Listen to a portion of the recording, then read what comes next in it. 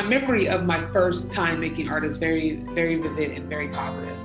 I started really young. Like, I think actually I remember my spark joy moment where I was 6 years old. I was in my kindergarten class and we had to reproduce a art piece just like the teacher did it. And I remember doing that. It felt just this immense joy. I felt in tune with the energy around me. Giving time and energy, and also wanting everybody to be well and do well is a genuine way that I feel. The true heart of it for me is like, why can't we just make stuff and just appreciate it and share it?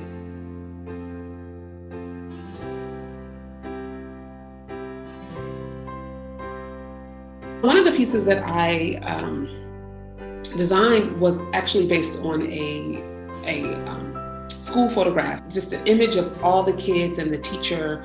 And what's great is this image is from 1990, and what's beautiful is the colors and what everyone's wearing. We had to dress up like we were going to church.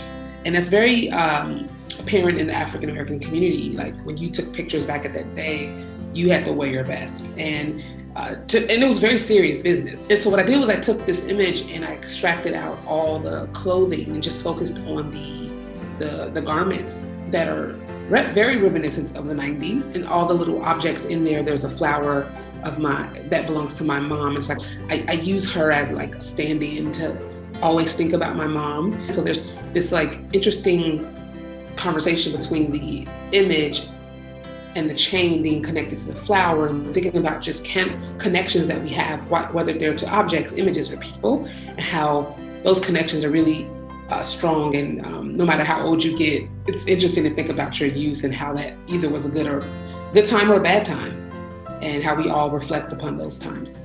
Growing up with my aunt, my mother couldn't take care of us, so my siblings and I grew up in the foster care system. So when she was there, it was a very strong bond. And I remember my siblings and I would just be on her lap constantly, like no matter how big we were getting, because we wanted to keep her. But she was struggling with drug addiction and other issues. And so she couldn't, we didn't understand that growing up. We just knew we wanted our mom. And so I'm constantly having that conversation in my art. And so the self-portrait piece is also a class photo, another thing that was taken very seriously. And because I literally am putting myself on display and I'm showing my vulnerability. And I'm that invested in this project. So for me, I'm like, it needs to be me. And so in the photograph, I'm not showing all of my face. It's going to be actually some really beautiful hand-cut, precision-cut floral collage atop of my face, which is going to be covering my eyes. And I think about who was I at that being 7 years old in the early 90s? What kind of personality did I have?